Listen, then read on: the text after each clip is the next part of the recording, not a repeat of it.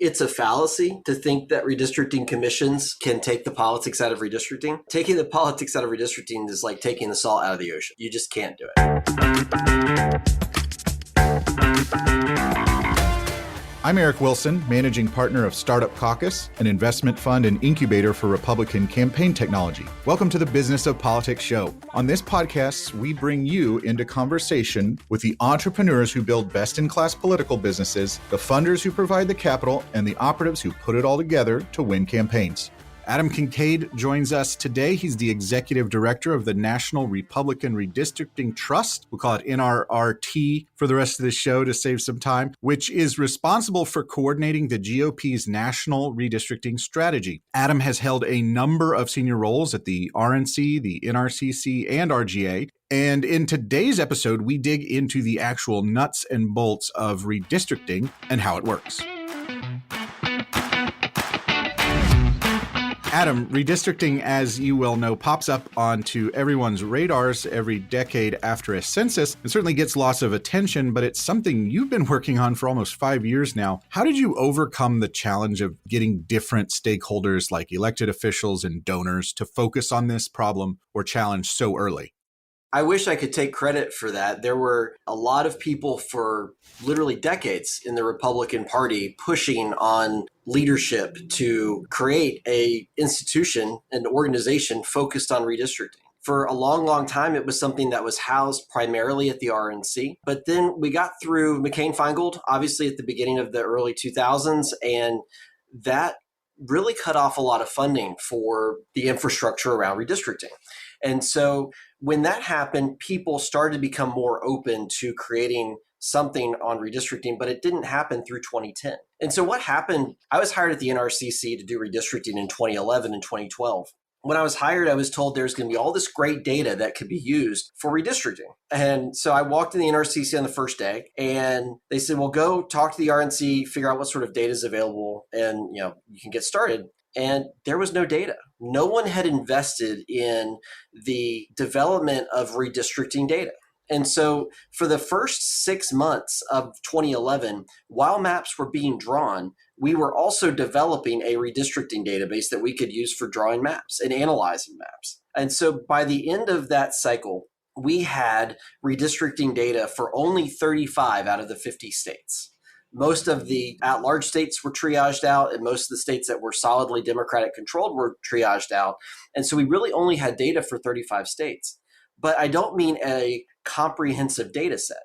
We had election data for maybe the 2008 cycle, or if I was lucky, 2008 and 2010. So that was the problem that we had in 2011 and 2012 with redistricting. The thing that we had a benefit of is control. And so after that cycle, a few of us got together and said, look, we really can't be in this position again. We need something that focuses on redistricting 24/7, building the database, gathering the data, because it's not just general election, it's primary election data that you need, and then get rolling on it. And it still took us 3 more years, but to really get people attached to it. But in 2017, what happened was that Republicans looked at this and went, we are losing in court. We're losing districts because we don't have the data to support our arguments. We don't have a group of people that focus on this. So yes, we need to do this. So in 2017, we finally got all the different groups that care about redistricting together and started the trust. And so NRRT was founded in the summer of 17. I came over to be the executive director that fall. We also started up a couple different associated nonprofits to help with the data collection, public education that goes along with redistricting. But it was a multi-decade process, and it was a lot of different people that helped make it possible over a long period of time. Got it. Well, that's a really interesting sort of recap of the history, right, of NRRT. And in many ways, similar to kind of the challenge that we're trying to solve with Startup Caucus, which is getting our side to really focus on technology investment and focusing on it, as you say, 24/7. Adam, we can't talk about redistricting without talking about gerrymandering, which I will point out doesn't have an agreed upon definition anywhere you look. But I think the simplest argument there is politicians shouldn't choose their voters. So I'd like to hear your best argument for redistricting as both constitutional and necessary. It's absolutely constitutional and necessary. You have to redistrict every decade. Otherwise, what you would have is districts that were wildly out of proportion, which is what we used to have. Back in the 1950s, there was a court case, Baker v. Card, that actually required states to redraw their lines because for decades, many of them had not. And so what that did is say you need to make sure that all the districts in your state are roughly equally populated. And so because of that, after every census, we have to redraw the lines. A lot of states had created at-large seats because they didn't want to create new districts. So yes, you have to do it, number one. The thing with gerrymandering has become this catch-all term for I don't like it, so it's gerrymandered. Republicans look at districts in some states that are drawn by Democrats. They say, well, it's gerrymandered. Democrats look at districts in Republican states that they don't like and say, well, that's gerrymandered. Independents look at all the districts and say they're gerrymandered. So gerrymandering, the term, has been used so much that it virtually means nothing anymore. I'll give you an example. If a Republican state drew a map that was whole counties, right, made up of a building block of whole counties within a district, Democrats are going to look at that and they're going to argue that's a stealth gerrymander or a clean gerrymander because somehow drawing whole county maps benefits Republicans, so therefore it must be gerrymandered. Republicans look at what Democrats do in places where they take cities, split them up into multiple pieces, and stretch their voters out across suburban and rural areas like they did in Illinois, and we say that's gerrymandered. The problem is there is not one definition of gerrymandering other than to draw districts that are created for one specific political or ideological end. So yeah, there's not one definition other than I don't like it. Yeah, I think that's a good way to put it. And I want to do a quick history lesson here to remind listeners that shaping districts strategically like this is not new, and it is not the domain of one party, as you point out with the Illinois example. We get the name from 1812 when Elbridge Gerry, as governor of Massachusetts, signed maps that made some districts look like a salamander. I'm thinking also back to one of my earliest professional political experiences, which was working in a district office for a North Texas member of Congress back in 2003. You'll remember Tom DeLay sort of architected some redistricting in Texas, and then you had members of the Texas state legislature fleeing the state and going into Oklahoma. And so it is definitely something that's been going on for a long time. What do some of the other terms of art like packing and cracking mean in redistricting speak? Sure. So if someone says a district is packed, it means that it is a district that has a large population of a certain group. We'll say Republicans or Democrats, right? So if a district is like 80% Republican and 20% Democrat, they'll say that's a Republican pack. That's what Democrats did in Illinois. They created 3 districts that are very, very red so that they could take the rest of the state and split it up among various Democrat leaning to very Democratic districts. But cracking is when you take a group or an area and you split it up into multiple pieces. Again, if you look at Illinois, Democrats took Chicago and the voters in Chicago and cracked them, meaning split them up into pieces, kind of like a pie, and said, well, we're going to put this amount of voters in this district and this amount in this district, because for them, what that enables them to do is spread out Democrat voters across more districts because they're so heavily concentrated within Chicago. So that is, Illinois is just a great microcosm of both of those. You can see packing and cracking in real time right there in that map. So I think it's not a controversial analysis to say that no one is ever happy with how maps get drawn, right? And that there's always going to be partisan accusations on either side, unless you're in one of these states where you only have one district, and those lines are pretty easy to draw. One of the approaches we've seen to addressing this and trying to somehow take the politics out of politics is a lot of states have adopted variations of a redistricting commission. Sometimes it's quote unquote independent. Sometimes it's got legislators involved. And this is obviously an attempt to kind of reduce the political pressure. Practically speaking, how does that affect your strategy in those states that have redistricting commissions? First off, it's a fallacy to think that redistricting commissions can take the politics out of redistricting. Taking the politics out of redistricting is like taking the salt out of the ocean. You just can't do it. Redistricting is an inherently political process, and the Supreme Court's even recognized that. So I think it's folly to think that these commissions do that. But what you'll find with a lot of them, with these commissions, especially this cycle, is that more and more of them are failing. They're failing to do their jobs. They're failing to do them in a timely manner. It becomes too much infighting, even within these commissions, because they can't agree on how to approach these maps. There's been a couple exceptions, but for the most part, it's been a struggle this cycle. What we do to engage with these commissions is we'll partner with groups in state who have networks on the ground who can work with the commissioners if possible. If not directly, then lining people up to testify in front of the commissions to make sure that areas that are maybe conservative leaning aren't split up into multiple districts. If you look at kind of a master class of this that the redistricting cycle this time has kind of learned from, is what Democrats were able to do in California in 2011 and 2012. If you look at the redistricting process there's a great article. Actually, I think it's a series of articles now in ProPublica on how Democrats engaged with the Redistricting Commission 10 years ago to create the map that they created. That map took the number of Republicans down from, I believe, 19 down to 7 mid-decade, and we were able to claw some of them back. But that's one spot where you'll find it's really interesting to look at what the Democrats were able to do. But we've done something similar this time in a whole host of these commission states where we find folks on the ground, engage, and make sure that conservatives have a voice in this process too, and that they know it's happening. One of the biggest problems on the right and center right is that a lot of our people are disengaged when it comes to redistricting. They don't realize it's happening. They don't realize the commission process is going on and that they have a voice in the process. And so a lot of what we do is trying to get folks on our side to engage with these commissions in a way that they maybe otherwise wouldn't.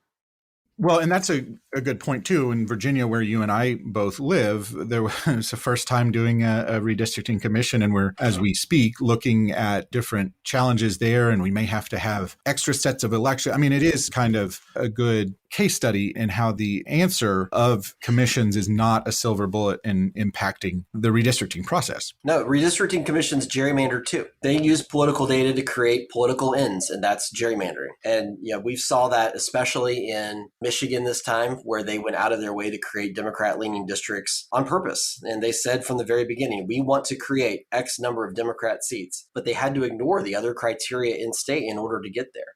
So, to suggest that these commissions don't look at politics is laughable. There's this idea that there's a right specific way to do it. And I think some people think, oh, well, I'm just going to draw a bunch of squares in a state and that'll do it. But it's actually a really complicated process. There's always a prioritization of different values. You're listening to the Business of Politics show. I'm speaking with Adam Kincaid from the National Republican Redistricting Trust. Adam, I want to switch gears for a minute and then get into the weeds on the technical side. I think it's fair to say, possibly an understatement, that you were a data guy. Talk about the tools and software that you're using in your redistricting work. There's a very few number of software packages and platforms that people use. Some people contract with a Caliper corporation and they use Maptitude for redistricting.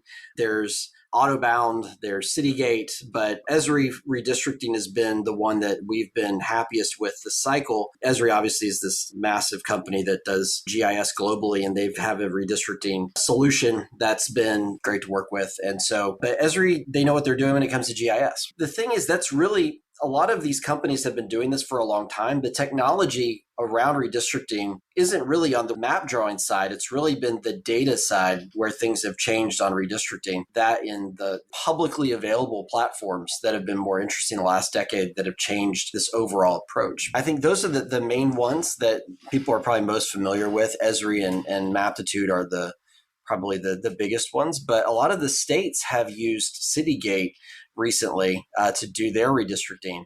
And they have a lot of public input gadgets and gizmos that kind of go along with what they do. So they allow people to submit maps and comment on maps. You probably saw this in Michigan and Virginia. I believe both of those are driven off of what Citygate has developed. So you can look at those and kind of identify a spot on a map that you have issues with and comment on them. But the overall technology side of it has not changed that much over the past decade, interestingly enough.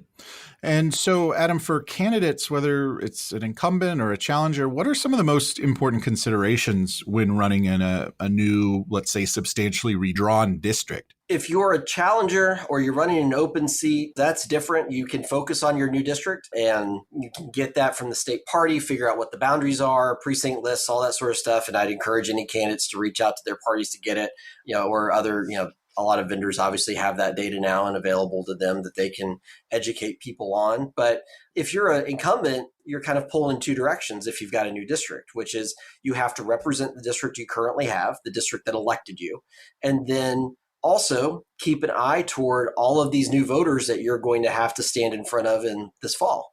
Right. And so that's a balance, because in many ways you're representing a lot more people, because you have to represent the needs of your current district, but also, figure out ways to reach out and start dealing with the folks in the district that you want to represent or that you will be representing in just a few months. So it's definitely a push and pull.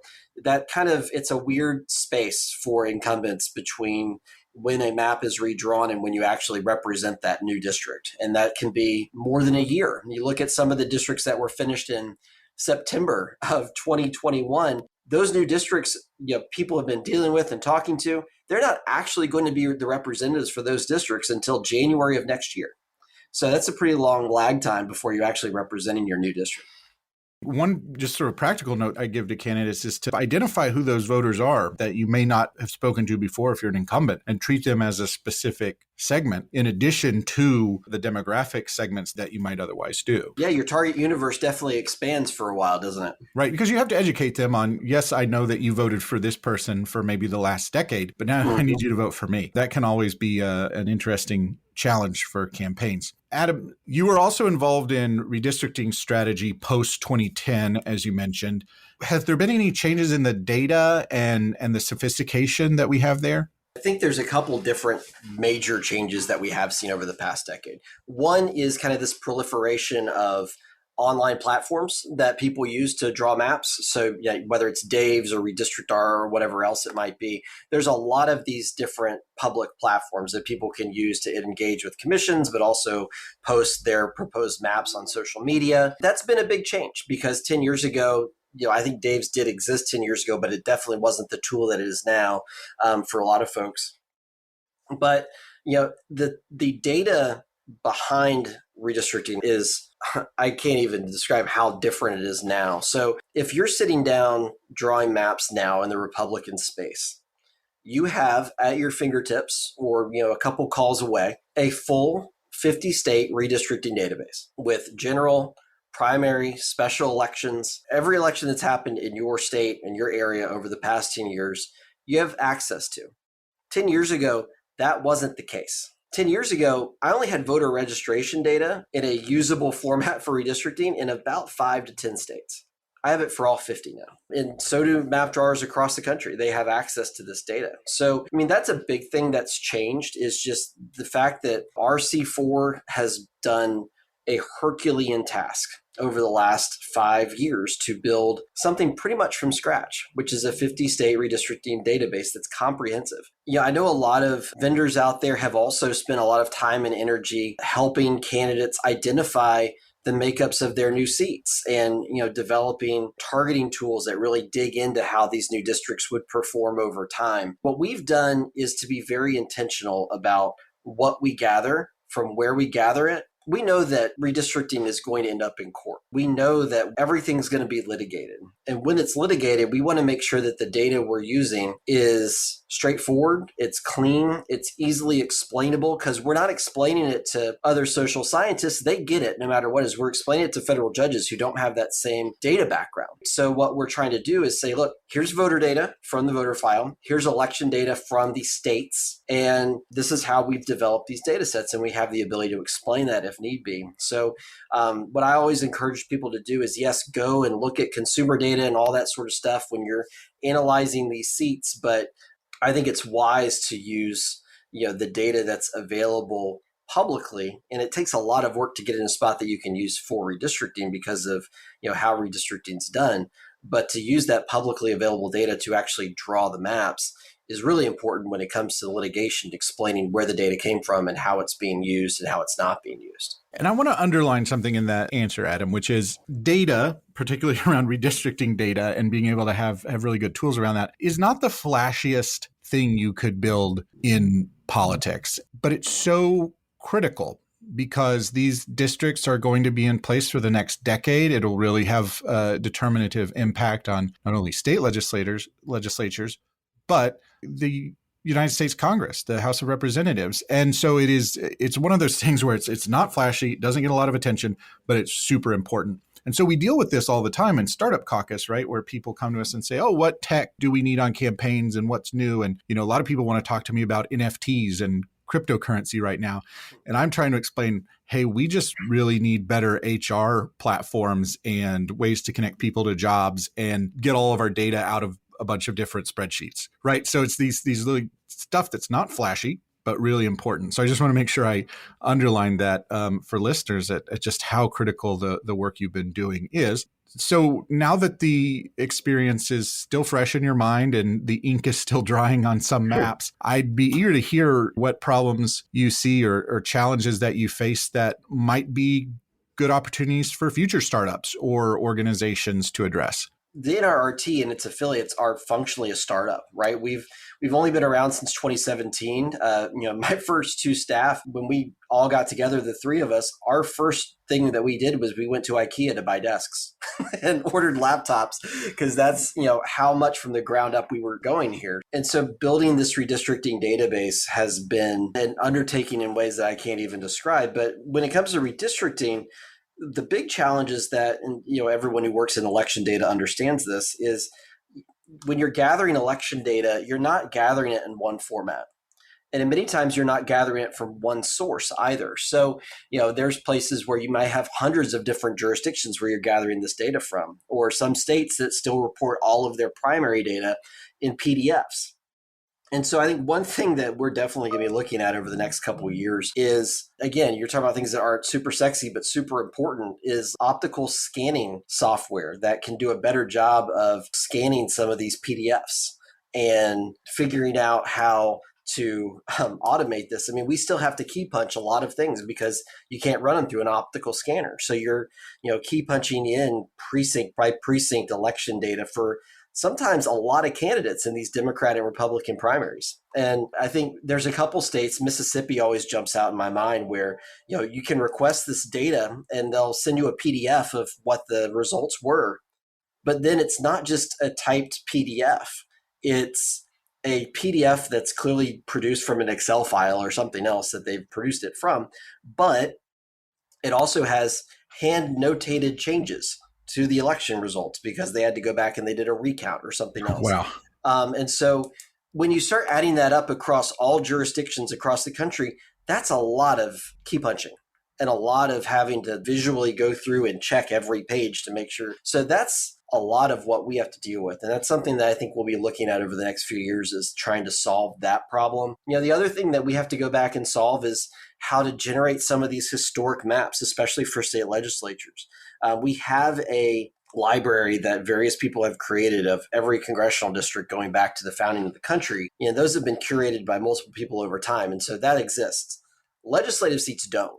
And if you want to go back and figure out, well, what did the legislative seats look like in 1975 in some state, which oddly enough does come into litigation sometimes, and you have to go back and see if you can find that.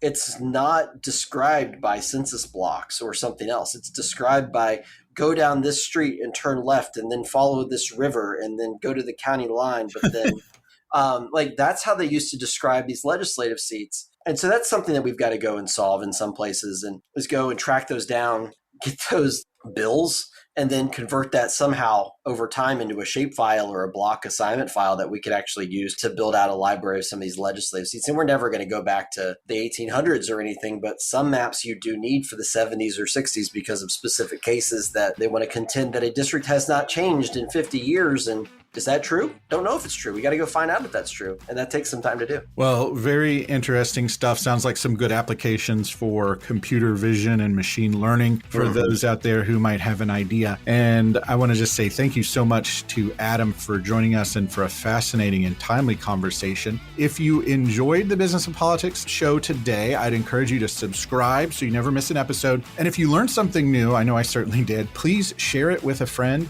and help them get a little bit smarter. We will see you next time.